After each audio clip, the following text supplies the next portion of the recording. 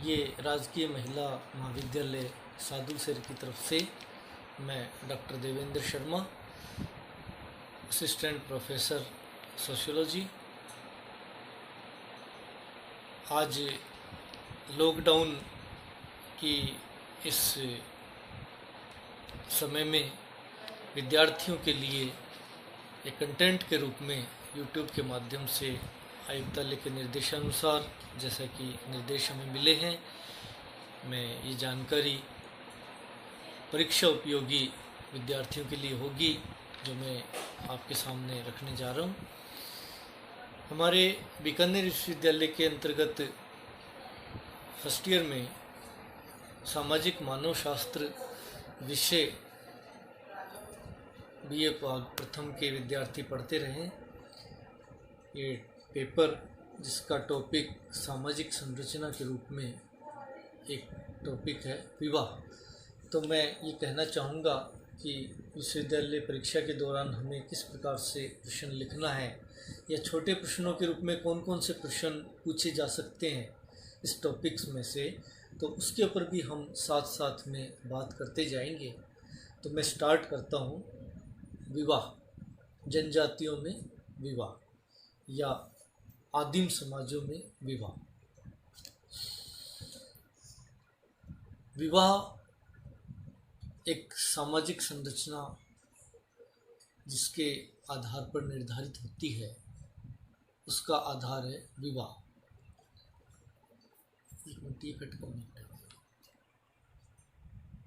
सामाजिक संबंध और सामाजिक संरचना दो ऐसे विषय हैं जिनके ऊपर थोड़ा प्रकाश यदि हम डालें तो सामाजिक संबंध जब एक व्यक्ति दूसरे व्यक्ति से जागृत अवस्था में संबंध स्थापित करता है और ये संबंध जब बारी बारी स्थापित किए जाते हैं या इनमें पुनरावृत्ति होती है तो स्थायित्व धारण कर लेते हैं, और ये ऐसे स्थायी संबंध मिलकर ही सामाजिक संरचना को निर्मित करते हैं। प्राणी मात्र और मनुष्य सभी में हम ये जानते हैं कि यौन संतुष्टि एक आवश्यक चीज़ है, जिसको मनुष्य में जिसका प्रतिफल विवाह के रूप में दिखाई देता है। अन्य प्राणियों में तो यौन संतुष्टि केवल देही की होती है, लेकिन मनुष्य में जो यौन संतुष्टि है उसके आगे जो विवाह रूपी संस्था उत्पन्न होती है, उसमें यौन संतुष्टि से आगे बढ़ते हुए ये सामाजिक और सांस्कृतिक रूप विवाह से संबद्ध हो जाती है, जिसका उद्देश्य न केवल यौन संतुष्टि है बल्कि संतान उत्पत्ति, जो कि मनोवैज्ञानिक रूप से व्यक्ति अपने आप को निरंतरता महसूस करता है मृत्यु के पश्चात भी अपनी संतान के रूप में, और सामाजिक रूप से एक समाज का निर्माण और समाज का पीढ़ी दर पीढ़ी हस्तांतरण, नवीन प्रजाति की उत्पत्ति, नवीन संतति की उत्पत्ति। तो इसके रूप में सामाजिक जो आवश्यकता है या उद्देश्य है, ये भी विवाह का पूर्ण होता है। हम देखते हैं कि सेमा नागा जनजाति में एक विधवा उत्तराधिकार विवाह पाया जाता है, जिसमें एक व्यक्ति अपनी सगी माँ को छोड़ करके अपने पिता की अन्य विधवा पत्नियों से इसलिए विवाह करता है कि वो संपत्ति का उत्तराधिकार प्राप्त कर सके, न कि उसका उद्देश्य ये होता है कि यौन संबंध स्थापित करे। तो विवाह का उद्देश्य न केवल यौन संतुष्टि है बल्कि अन्य प्रकार के सामाजिक दायित्वों का निर्वाह भी है। तो मनुष्य में केवल यौन संतुष्टि ही विवाह का आधार नहीं है, सामाजिक और सांस्कृतिक भी आधार विवाह का मनुष्य के अंदर पाया जाता है। विवाह जिसके लिए हम ये कह सकते हैं कि दो विषम लिंगियों के बीच में यौन संबंध जिसका प्रतिफल संतान के रूप में होता है, प्राप्त होता है, उससे संतति उत्पन्न होती है, और उन विषम लिंगियों एवं संतति के बीच अधिकार और दायित्वों की एक व्यवस्था पाई जाती है। इस प्रकार के संबंधों को हम विवाह के नाम से जानते हैं।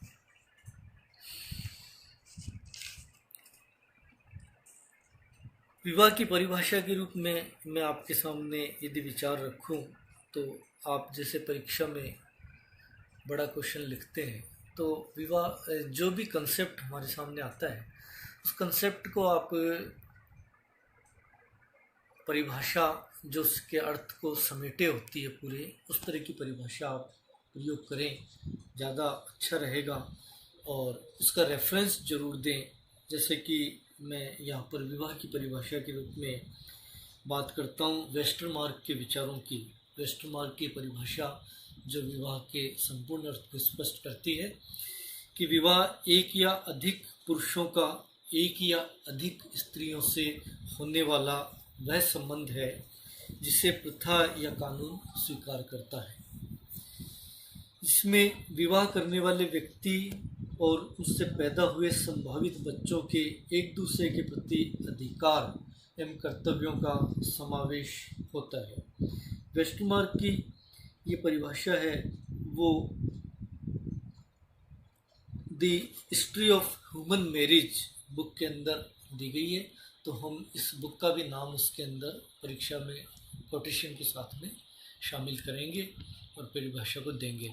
तो ये जो परिभाषा ये अपने आप में संपूर्ण है। इसके साथ आप एक दो परिभाषा और भी प्रयोग कर सकते हैं, लिख सकते हैं, लेकिन ये परिभाषा इसलिए पूर्ण है क्योंकि इसमें सभी प्रकार के विवाहों का समावेश है। आप देखेंगे एक या अधिक पुरुषों का एक या अधिक स्त्रियों के साथ में विवाह, विषम लिंगियों के बीच में विवाह, इसमें बहुपति प्रथा, बहुपत्नी प्रथा, समूह विवाह प्रथा, सभी विवाह इसमें समावेशित हो सकते हैं, जो कि विभिन्न क्षेत्रों के अंदर जगह जगह पर इसके स्वरूप हैं वो दिखाई देते हैं।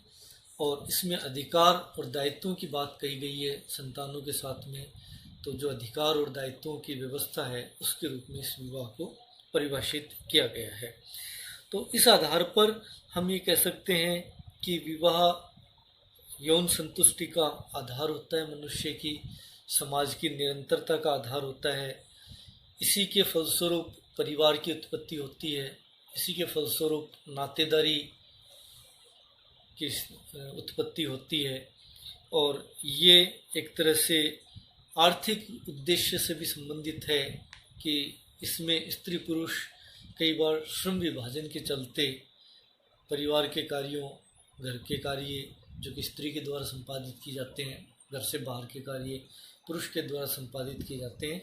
तो श्रम विभाजन को एक तरह से व्यवस्था को कायम रखने के लिए विवाह बंधन में व्यक्ति बनता है। आर्थिक उद्देश्य के रूप में वो एक इकाई के रूप में, समूह के रूप में आर्थिक क्रियाएं भी करता है विवाह के पश्चात जो परिवार की उत्पत्ति होती है। और धार्मिक कार्यों को भी संपादित करता है। एक तरह से ये हिंदुओं में विवाह धार्मिक संस्कार के रूप में भी परिभाषित किया गया है। विवाह किस प्रकार से उत्पन्न होता है, विवाह के संबंध में क्या क्या क्यों उत्पन्न हुआ है, इसके बारे में कुछ अवधारणाएं जिनका मैं उल्लेख करूं वो विवाह संबंधी निषेध कहलाते हैं, जिसमें प्रमुख रूप से तीन चीज़ें सामने हमारे आती है। पहला है निकटाभिगमन निषेध, दूसरा है बहिर्विवाह, तीसरा है अंतः विवाह। ये तीन निषेध विवाह संबंधी दिखाई देते हैं विभिन्न समाजों के अंदर। निकटाभिगमन निषेध क्या है? निकटाभिगमन निषेध से तात्पर्य है कि जिन संबंधियों में, जो नज़दीकी संबंधी हैं, उन संबंधियों में यौन संबंधों को टालना। यौन संबंध उनके बीच में स्थापित नहीं हो सकते हैं। हालांकि सभी समाजों में यह अवधारणा एक जैसी नहीं पाई जाती है।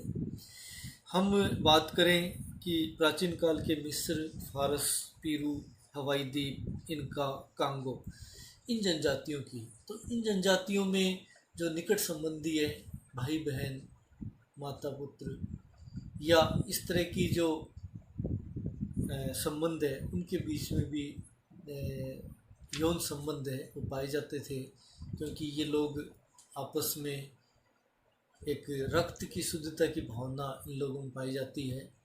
तो इस करके ये अपने ही राज परिवारों के अंदर अपने खून में विवाह संबंध स्थापित करते थे। अपने निकट संबंधियों से इनमें यौन संबंध मान्य पाया जाता था, लेकिन सामान्य समाजों के अंदर अन्य परिवारों में इस प्रकार की जो प्रथा है उसको अत्यंत ही निंदनीय कार्य माना जाता है। ये कहा जाता है कि इस प्रकार का जो संबंध है हर है वो निकटा विगमन निषेध, जिसमें विवाह में उसको निर्धारित किया गया है। दूसरा इसमें बहिर्विवाह का तात्पर्य है कि जिस समूह के अंदर हम विवाह नहीं करते, अर्थात उस समूह के बाहर विवाह को मान्य किया जाता है, समूह के अंदर विवाह को मान्य नहीं किया जाता, उस समूह तक विवाह वो वर्जित होता है। जैसे हम ये कह सकते हैं एक परिवार के सदस्य आपस में विवाह नहीं करते तो परिवार बहिर्विवाह कहलाता है। एक वंश से जुड़े हुए लोग आपस में विवाह नहीं करते तो ये वंश बहिर्विवाह कहलाता है। एक टोटम से जुड़े हुए लोग आपस में विवाह नहीं कर सकते, ये टोटम बहिर्विवाह कहलाता है। एक जनजाति से जुड़े हुए लोग जब आपस में विवाह नहीं करते तो ये जनजाति बहिर्विवाह की श्रेणी में आता है। और एक मोइटी अर्धांश से जुड़े हुए जो लोग आपस में विवाह नहीं करते तो ये अर्धांश बहिर्विवाह या मोइटी बहिर्विवाह कहलाता है। क्योंकि विवाह की उत्पत्ति मूलतः जनजातियों से ऐसा माना जाता हुई है, और जनजातियां जो कि लड़ाकू प्रकार की होती थी और उनमें एक प्रथा मानने प्रचलित थी, वो कहते थे कि हम जिनसे युद्ध करते हैं उन्हीं से विवाह करते हैं। तो वो जब भी युद्ध करते थे तो अपने साथ स्त्रियां उठा लाते थे और उनसे स्त्रियों से विवाह करते थे। तो इस वजह से बहिर्विवाह की प्रथाएं हैं वो, क्योंकि बाहर समूह से युद्ध करके वो ज़्यादा से ज़्यादा स्त्रियां उठाते थे और उनसे विवाह कर लेते थे। इस प्रकार ये बहिर्विवाह का प्रचलन प्रारंभ होता है। इसी के साथ ये कहा गया कि नवीनता की चाह, अंतर्विवाह का पारस्परिक सिद्धांत, सामाजिक संघर्ष, ये संदर्भ भी इसके रहे हैं। इसी तरीके से अंतः विवाह एंडोगेमी जिसको कहा जाता है, अंतः विवाह से तात्पर्य है कि एक समूह जिसमें वो जहाँ तक विवाह को मान्य करता है, समूह से बाहर विवाह को मान्य नहीं करता है, तो वो अंतः विवाह की श्रेणी के अंदर आता है। जैसे हम ये कहें कि जो भील लोग हैं वो दो भागों में बटे हुए हैं, उजले और मेले भील, तो वो आपस में अपने समूह में विवाह करते हैं। टोडा लोग हैं जिनके दो युग्म बने हुए हैं, टारथोरल और टिवालियल। तो टारथोरल लोग टारथोरियल समूह तक और टिवालियल लोग टिवालियल समूह तक विवाह है वो उनमें मान्य माना जाता है। हिंदुओं के अंदर भी हम देखते हैं कि एक जाति के बाहर विवाह प्रचलित नहीं है, तो इस जाति अंतः विवाह की श्रेणी में आता है। तो ऐसी स्थिति में हम इसको अंतः विवाह के नाम से जानते हैं। विवाह के अंदर कुछ विवाहों को मान्यता दी जाती है जिन्हें हम अधिमान्य विवाह के नाम से जानते हैं। प्रायोरिटी दी जाती है उन विवाह को करने के लिए। ये अधिमान्य विवाह इस प्रकार कुछ प्रकार इसके इस तरह से हैं कि इसमें एक सेलिंग सहोदर विवाह वो विवाह है जो कि चचेरे मौसेरे भाई बहनों के बीच में विवाह होता है। सेलिंग सहोदर, जैसा कि इसके नाम से स्पष्ट है, एक ही लिंग और एक ही उदर से उत्पन्न हुए जो संबंधी है उनके संतानों के बीच में विवाह। एक ही लिंग यानी दो भाई जो कि एक ही माँ के उदर से उत्पन्न होते हैं, उनकी संतान जब आपस में विवाह करती है तो वो सेलिंग सहोदर विवाह, जैसे कि हम कह सकते हैं कि अरब की खानाबदोश जनजाति बेडोइन में दो भाइयों के लड़के और लड़कियां आपस में विवाह करते हैं। तो ये सेलिंग सहोदर बहिर्विवाह का, अधिमान्य विवाह का एक उदाहरण कहा जा सकता है। दूसरा, विलिंग सहोदर विवाह की श्रेणी में हम इसको रखते हैं। विलिंग सहोदर विवाह, जैसा कि इसके नाम से स्पष्ट है कि एक ही उदर से विषम लिंगी जो उत्पन्न होते हैं उनकी संतानों का आपस में विवाह, अर्थात जब एक फुफेरे और ममेरे भाई बहन आपस में एक दूसरे के साथ विवाह करते हैं, फूफा का लड़का मामा की लड़की या मामा का लड़का फूफा की बुआ की लड़की से विवाह करता है, तो वो विलिंग सहोदर विवाह कहलाता है। गोंड लोग, जो मध्य भारत की जनजाति है गोंड, उन जनजातियों में ये जो विवाह है वो दूध लोटवा के नाम से जानते थे। देखिए, जो छोटा प्रश्न है, मैंने आपको बताया था कि छोटे प्रश्न के रूप में हम इसको परीक्षा में पूछ लिया जाता है, महत्वपूर्ण प्रश्न है। दूध लोटवा इसमें कहते हैं गोंड लोगों में। ये दूध लोटवा क्यों कहा जाता है? क्योंकि इसमें एक स्त्री जिसका विवाह किसी परिवार में होता है, उस जिस स्त्री का विवाह होता है उस परिवार में एक व्यक्ति की हानि मानी जाती है। विवाह के बाद में स्त्री अपने ससुराल चली जाती है तो उससे एक व्यक्ति की हानि होना माना जाता है, और उस हानि की भरपाई करने के लिए वो मामा जो है वो अपनी वो जो स्त्री है यानी बुआ है, वो अपनी लड़की का विवाह अपने भाई के लड़के यानी उसके ममेरे भाई से करती है। तो वो जो लड़की है बुआ की, उस परिवार से वापस मामा के परिवार के अंदर जाकर के उसकी भरपाई करती है। तो इसको दूध लोटवा कहते हैं, यानी जो दूध है वो एक परिवार से दूसरे परिवार में गया और वापस दूध के रूप में मामा के परिवार में लौटा, इसलिए इसको दूध लोटवा के नाम से हम जानते हैं। इसी तरीके से देवर विवाह की जिन जनजातियों के अंदर पति की मृत्यु हो जाती है, पति की मृत्यु के बाद में स्त्री एक तरह से पराश्रित होती है, उत्तराधिकार संबंधी भी कुछ समस्याएं होती है। तो दूसरा क्या है कि पति से मिलती जुलती शक्ल सूरत वाला उसका भाई होता है जो देवर, तो स्त्री का उससे आकर्षण स्वाभाविक माना जाता है कि वो किसी अन्य पुरुष के साथ रहे, इसकी बजाय वो अपने पति के भाई के साथ में विवाह कर लेती है। तो चलन इसके फलस्वरूप समाजों के अधिमान्य विवाह का एक प्रकार साली विवाह भी है। साली विवाह अर्थात अपनी पत्नी की बहनों के साथ में विवाह जनजातियों के अंदर पाया जाता है, क्योंकि जनजातियों में जो विवाह संबंध है न केवल स्त्री पुरुष के बीच में बल्कि परिवारों के बीच में होते हैं। कई बार ऐसी स्थितियां बनती है कि जब स्त्री की कोई संतान नहीं होती है या आर्थिक कारणों की वजह से भी साली विवाह का प्रचलन, वधू मूल्य का प्रचलन जनजातियों में भी पाया जाता है। वधू मूल्य पति के द्वारा विवाह के समय कन्या के पिता को चुकाया जाता है। ऐसी स्थिति में कन्या के पिता का दायित्व है कि वो दामाद का वंश नहीं चले तो अपनी जो दूसरी पुत्री का विवाह उस समय कर सके। तो पत्नी की मृत्यु भी इसका एक कारण है। तो कई कारणों से जनजातियों के अंदर साली विवाह का प्रचलन भी पाया जाता है, जिसको सोरोरेट कहते हैं।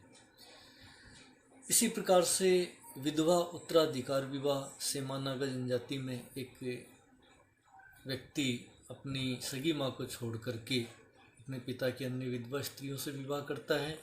गारो जनजाति में जो सबसे छोटी बेटी होती है, मातृसत्तात्मक मातृस्थानीय जनजाति गारो, उसमें जो सबसे छोटी बेटी होती है जिसको कि उत्तराधिकार प्राप्त होता है, उसको उसके पति के द्वारा अपनी विधवा सास से उत्तराधिकार के हस्तांतरण के कारण से विवाह किया जाता है, क्योंकि स्त्री का भी संपत्ति में उत्तराधिकार पाया जाता है और जो स्त्री से विवाह करेगा उसे ही उत्तराधिकार प्राप्त होता है। तो जो सबसे छोटी पुत्री है उसका पति विधवा सास के साथ में विवाह करता है, जिसको विधवा उत्तराधिकार विवाह के नाम से जाना जाता है।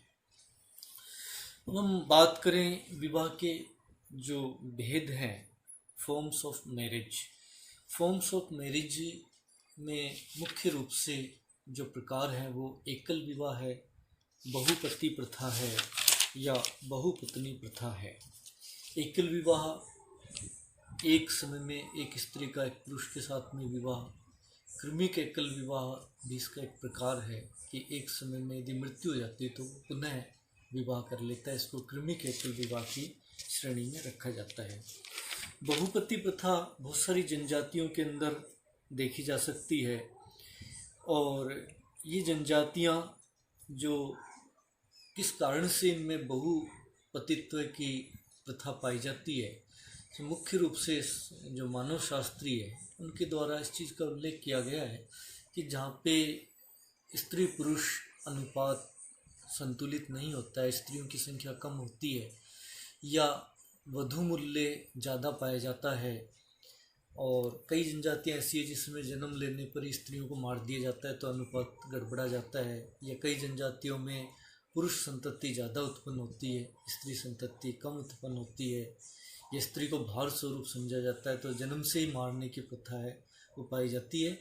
उस अवस्था के अंदर बहुत सारे पुरुषों के द्वारा जब एक स्त्री से विवाह किया जाता है तो वह विवाह प्रथा बहुपति प्रथा कहलाती है। दो प्रकार इसके होते हैं, एक भातृ बहुपति प्रथा और एक अभातृ बहुपति प्रथा। भातृ बहुपति प्रथा जिसमें कि सभी पुरुष जो पति होते हैं स्त्री के वो आपस में भाई होते हैं, और अभातृ बहुपति प्रथा में कई पुरुष मिलकर के एक स्त्री से विवाह कर लेते हैं, क्योंकि वधू मूल्य अधिक होने की स्थिति में एक पुरुष के द्वारा नहीं चुकाया जा सकता वह वधू मूल्य। तो ऐसी स्थिति के अंदर कई पुरुष मिलकर के एक स्त्री से विवाह करते हैं तो वह अभातृ बहुपति विवाह कहलाता है, जिसमें सारे पति अलग अलग होते हैं, भाई नहीं होते हैं। हम बात करें छोटे प्रश्न की परीक्षा की में इसी टॉपिक्स में से कुछ छोटे क्वेश्चंस भी बनते हैं जो इम्पोर्टेंट कहे जा सकते हैं, वो मैं हाइलाइट्स करूँगा इस अपने लेसन में। तो इसमें देखिए आप टोडा जनजाति के बीच में विवाह है जो कि बहुपति प्रथा पाई जाती है। लोग अपने आप को पांडवों का वंशज मानते हैं और कई भाई मिलकर के एक स्त्री से विवाह करते हैं, और यहाँ पर जो विवाह का उद्देश्य है वो न केवल यौन संतुष्टि है बल्कि उसके साथ ही जो पितृत्व का निर्धारण है वो भी इनमें एक विशेष प्रकार से होता है कि जब स्त्रियों के कई पुरुषों के साथ में, भाइयों के साथ में जो पति होते हैं उनके साथ उनका संबंध होता है, तो यहाँ पर एक बहुत बड़ी समस्या उत्पन्न होती है कि जो संतान है वो किसकी है, संतान का पिता कौन है। तो इनमें इस प्रकार की एक प्रथा प्रचलित पाई जाती है जिसमें कि स्त्री को गर्भ काल के 5वें महीने में जिस भाई पुरुष के पति के द्वारा तीर धनुष भेंट किया जाता है वह उस संतान का पिता माना जाता है, वह पुरुष इस संतान का पिता माना जाता है। इस प्रथा को परसुत पिमी संस्कार के नाम से जानते हैं।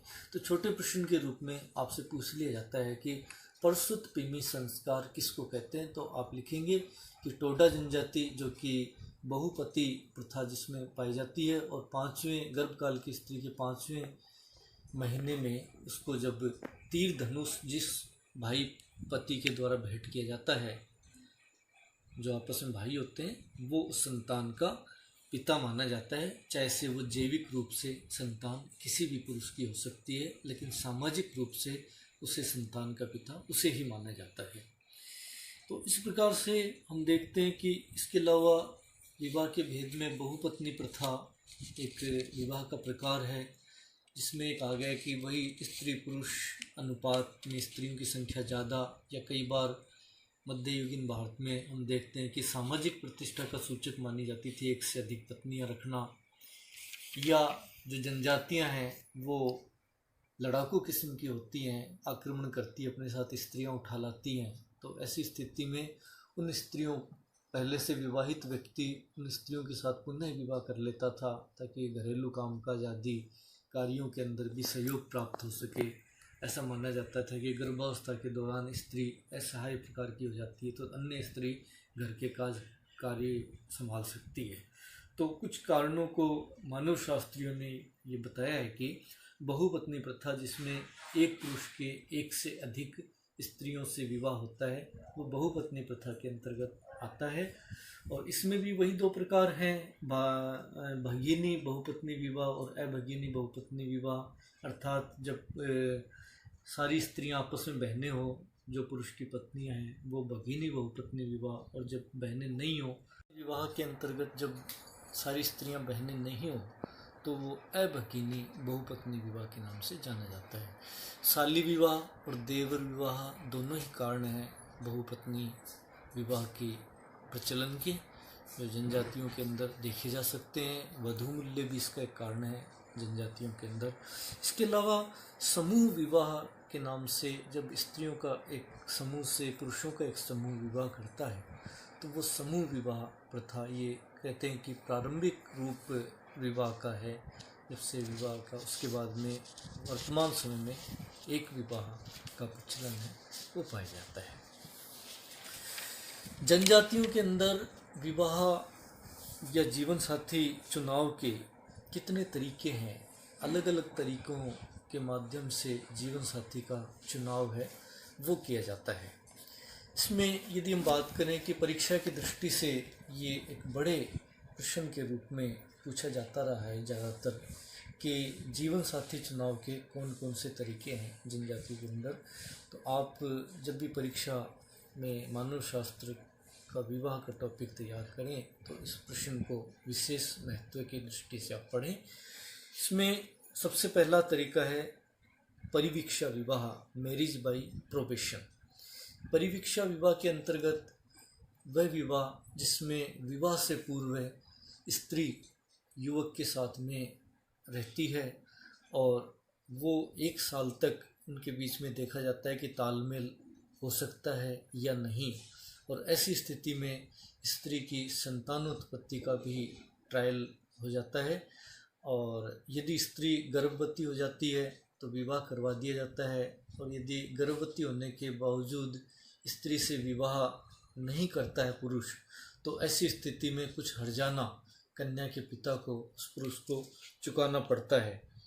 तो ये प्रकार का जो विवाह है वो परिवीक्षा विवाह के नाम से जाना जाता है।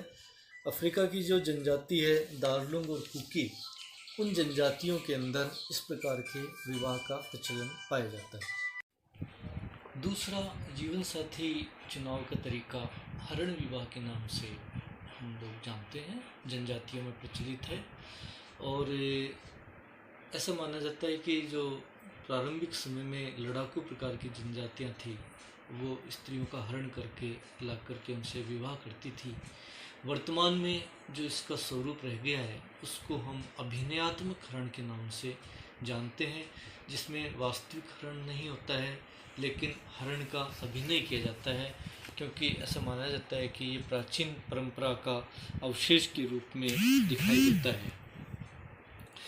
अफ्रीका की जनजाति बुशमैन, जिसमें कि अभिनयात्मक हरण के नाम से इसका प्रचलन पाया जाता है, प्रीति भोज का आयोजन किया जाता है। वर और वधू दोनों पक्ष के लोग इकट्ठे होते हैं और ऐसी स्थिति में वर वधू का हाथ पकड़ता है और वधू पक्ष के लोग उससे मारते पीटते हैं, नोचते खसोटते हैं। लेकिन यदि वर वधू का हाथ नहीं छोड़ता है तो ऐसी स्थिति में दोनों का विवाह है वो करा दिया जाता है। इसी तरीके से हम देख सकते हैं कि अफ्रीका की बहिमा जनजाति है, जिसमें वर और वधू पक्ष के बीच में रस्साकसी होती है। यदि वर पक्ष जीत जाता है, जो कि अधिकांशतः वर पक्ष जीतता है, तो उसके साथ में वधू का विवाह है वो करवा दिया जाता है। तो ये अभिनयात्मक हरण, इसके बाद में विवाह के बाद में भी वर पक्ष के वधू पक्ष के द्वारा वर पक्ष के ऊपर छोटे छोटे कंकर आदि फेंक करके उसका अभिनय किया जाता है, एक तरह से विवाद का, लड़ाई झगड़े का। इसको हम अभिनयात्मक हरण के या संस्कारात्मक हरण के नाम से जानते हैं। जनजातियों के अंदर सेमा नागा देखते हैं कि सेमा नागा, भील, गोंड, असम, बिहार, झारखंड, मध्य प्रदेश की अनेक जनजातियों में ये प्रथा पाई जाती है और ये लोग इसको ऊपर टिपी के नाम से जानते हैं। गोंड लोगों में से पोली ओथुर के नाम से जाना जाता है। तो इसे ये एक अभिनयात्मक या संस्कारात्मक हरण के नाम से प्रचलित जनजातियों में विवाह की प्रथा है।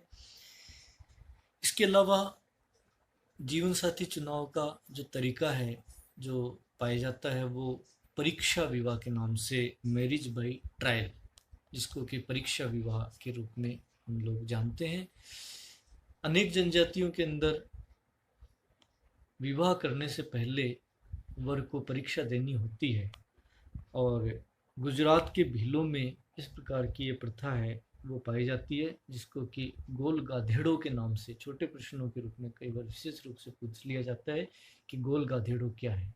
गोल गाधेड़ों का मतलब है परीक्षा विवाह के अंतर्गत गुजरात के भीलों में एक विशेष प्रकार का आयोजन होता है जिसमें स्त्रियों का एक समूह गोल घेरा बनाता है और उस गोल घेरे के चारों तरफ पुरुषों का एक समूह गोल घेरा बनाता है।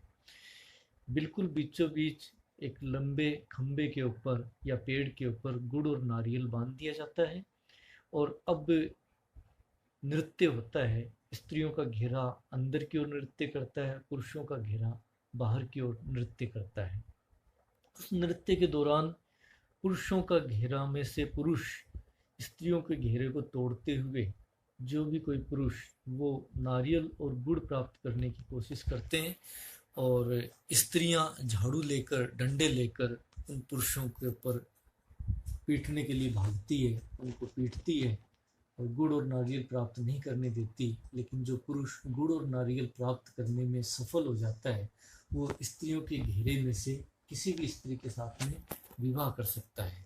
इस प्रकार की जो प्रथा है गुजरात के भीलों में गोल गाधेड़ों के नाम से जानी जाती है, जो कि परीक्षा विवाह का एक प्रकार है, जीवन साथी चुनने का तरीका है। इसके अलावा अफ्रीका की दूसरी जनजातियाँ जिनमें ज़्यादा से ज़्यादा जो नर मुंड गले में लटकाता है वो व्यक्ति उतना ही ज़्यादा कहा जाता है कि परीक्षा में सफल माना जाता है और बहादुर माना जाता है। स्त्रियाँ ऐसे व्यक्ति से विवाह करना अपना सौभाग्य समझती हैं। इसके अतिरिक्त कुछ जनजातियों में जो दामाद है जिस भी स्त्री से विवाह करना चाहता है अपनी भावी होने वाली सास को शिकार करके भेजता है, तरह तरह के शिकार, ताकि वो प्रसन्न होकर के और उसकी बहादुरी से और वो अपनी पुत्री का विवाह उस व्यक्ति के साथ में कर दे। इस प्रकार की प्रथाएं हैं वो विभिन्न तरह की जनजातियों के अंदर पाई जाती हैं। इसके अलावा जीवन साथी चुनाव का तरीका क्रय विवाह के रूप में प्रचलित है। कुछ जनजातियों के अंदर जब स्त्रियों से विवाह किया जाता है तो ऐसी स्थिति में स्त्रियों के जो स्त्री के पिता को वधू मूल्य चुका करके और उस स्त्री को उस स्त्री के साथ में विवाह किया जाता है। ये वधू मूल्य क्रय विवाह के रूप में पाया जाता है। हम देख सकते हैं दक्षिणी अफ्रीका की बांटू और थोंगा जनजाति में इस वधू मूल्य के रूप में जो कंबल और ढोर यानी जानवर देने की प्रथा है पाई जाती है और उसके बाद में स्त्री का विवाह उस व्यक्ति से कर दिया जाता है। ये प्रथा क्रय विवाह की लाबोला कहलाती है। तो छोटे प्रश्न के रूप में पूछ लिया जाता है कि लाबोला क्या है। लाबोला का मतलब है कि बांटू और थोगा जनजाति में वधू मूल्य के रूप में स्त्री के पिता को कंबल और जानवर प्रदान किए जाते हैं, जिससे कि बाद में स्त्री का विवाह है वो उस व्यक्ति से कर दिया जाता है। कन्या मूल्य या वधू मूल्य प्रचलन के अनेक कारण हैं, जिसमें कहा जाता है कि स्त्री जो कि विवाह करने के बाद में पुरुष के घर जाती है उस परिवार से एक व्यक्ति की हानि होती है। तो ऐसी स्थिति में उस हानि का वो भरपाई करने के लिए वधू मूल्य के रूप में पिता को उस धन है वो प्रदान किया जाता है। इसके अलावा स्त्री की जो संतानें उत्पन्न होती हैं वो भी पति की वंश गोत्र आदि की होती हैं, उसका भी एक तरह से हानि मानी जाती है और वो पति को प्राप्त होती है, तो वो कुछ हर्जाने के रूप में भरपाई के रूप में वधू मूल्य के लिए उसको दिया जाता है। कुछ जनजातियां ऐसे देवताओं का हस्तांतरण मानती है कि स्त्री जो कि अपने पिता के देवताओं के संरक्षण में होती है पति के देवताओं का संरक्षण प्राप्त करने के लिए उसको वधु मूल्य चुकाना जरूरी है। प्रजनन का उद्देश्य भी है कि यदि स्त्री के संतान नहीं हो तो ऐसी स्थिति में स्त्री का पिता उसका वंश चलाने के लिए उत्तरदायी माना जाता है, तो अन्य अपनी पुत्रियों के साथ में उसका विवाह उसको करना होता है, क्योंकि उसने वधु मूल्य है वो प्राप्त किया होता है। इसके अलावा जनजातियों में जीवन साथी चुनाव का एक तरीका सेवा विवाह के रूप में भी प्रचलित है, मैरिज बाय सर्विस। जहाँ पे कुछ जनजातियों में वधु मूल्य इतना अधिक होता है कि क्रय विवाह के आधार पे विवाह नहीं हो सकता है, तो उस स्थिति में जो दामाद है, भावी दामाद है या पुरुष है, जिस भी स्त्री के साथ में विवाह करना चाहता है, उस स्त्री के घर पे जाकर के 1 वर्ष तक उसके घरेलू कार्यों में मदद करता है उस परिवार की, और एक सेवक के रूप में कार्य करता है। और 1 वर्ष के पश्चात उसके जो परिवार की जो स्त्री है उसका विवाह उस व्यक्ति से करवा दिया जाता है। हम देखेंगे कि कोमांचे इंडियंस के अंदर या विभिन्न भागों में भी ये कहा गया कि प्रतिदिन ससुराल वालों को शिकार भेंट करने की प्रथा है वो देखी जा सकती है। और इसके अलावा ये कहा गया चुकची, कोरियाक और योकाधीर आदि जनजातियों के अंदर इस तरह की प्रथा है वो प्रचलित पाई जाती है कि 1 वर्ष के पश्चात ये लोग अपने जो संतान का विवाह है उस सेवा करने वाले पुरुष के साथ में करवा देते हैं। इसके अलावा विवाह जनजाति में जीवन साथी चुनाव के तरीके के अंतर्गत एक विनिमय विवाह की प्रथा भी पाई जाती है, जिसमें क्रय विवाह या सेवा विवाह का माध्यम से विवाह ना होकर के बल्कि एक पुरुष की जो बहन है उसका विवाह दूसरे परिवार में किया जाता है, तो उस व्यक्ति की जो बहन का विवाह है वो उसके परिवार में कर दिया जाता है, अर्थात अदला बदली इसमें दुल्हनों की होती है, जिसको कि हम हमारी भी ये भारत में कई जगह पर प्रथा आटा सटा प्रथा के रूप में भी इसको हम जान सकते हैं। तो विनिमय के रूप में इसमें स्त्रियों का विनिमय किया जाता है, पत्नियों के रूप में एक परिवार से स्त्री भेजी जाती है विवाह करने के पश्चात, और उसी परिवार में वापस स्त्री को लाया जाता है पति की बहन के साथ में विवाह करके। शोशोन इंडियंस में ये प्रथा है और प्रचलित है। इसके अलावा एक अन्य तरीका सहमति या सहपलायन विवाह के नाम से हम जानते हैं कि जनजातियों के अंदर मुंडिया गौंड में, भारत में जो जनजातियां हैं उनमें युवा गृह, जिसको कि गोटुल नाम से छोटे प्रश्नों में पूछ लिया जाता है, गोटुल प्रथा क्या है। मुंडिया गौंड जनजातियों में इस प्रकार की प्रथा पाई जाती है कि गोटुल नाम से जो घर के बाहर घर गृह बने होते हैं उसमें स्त्रियां पुरुषों को यौन संबंधी प्रशिक्षण देती है, और आपस में जब उनका सहमति बनती है तो एक दूसरे के साथ में भाग जाते हैं और गांव के बाहर जाकर के विवाह कर लेते हैं। इसी के तहत हम देखते हैं जनजातियों के अंदर चीनी जनजाति है, उसके अंतर्गत जब बहन का भाई विवाह की उम्र हो जाने पर वो विवाह नहीं करा पाता है तो बहन अपने लिए स्वयंवर ढूंढ लेती है और उसके साथ में गांव की सीमा के बाहर भाग जाती है। यदि गांव की सीमा के अंदर पकड़े जाते हैं तो उनकी पिटाई की जाती है, लेकिन गांव की सीमा से बाहर भाग जाने पर उनको संरक्षण प्रदान किया जाता है, और जब उनकी संतान हो जाती है तो 1 वर्ष के बाद में वो वापस उनको लौटा लाया जाता है। इसको राजी खुशी विवाह के रूप में से भी जानते हैं। बिहार की हो जनजाति और राजस्थान की भील जनजातियों में ये प्रथा विशेष रूप से पाई जाती है। इसके अलावा बिरहोर, हो, ओराव, कमार, मुंडा आदि जनजातियों के अंदर एक अन्य प्रथा भी देखी जा सकती है जिसे कि हट विवाह के रूप में जाना जाता है। इसमें स्त्री जिस पुरुष से विवाह करना चाहती है उस पुरुष के घर में जाकर के बलपूर्वक रहने लग जाती है और उसका घर खाली नहीं करती है, और एक समय स्त्री को खूब मारा पीटा जाता है, उसको बाहर भी निकाला जाता है, भूखा रखा जाता है, लेकिन इसके बावजूद वो अपना हट नहीं छोड़ती है। जिस पुरुष से विवाह करना है उस पुरुष से विवाह करने के बाद में ही वो मानती है। तो इस प्रकार के विवाह है वो हट विवाह की श्रेणी के अंतर्गत आते हैं।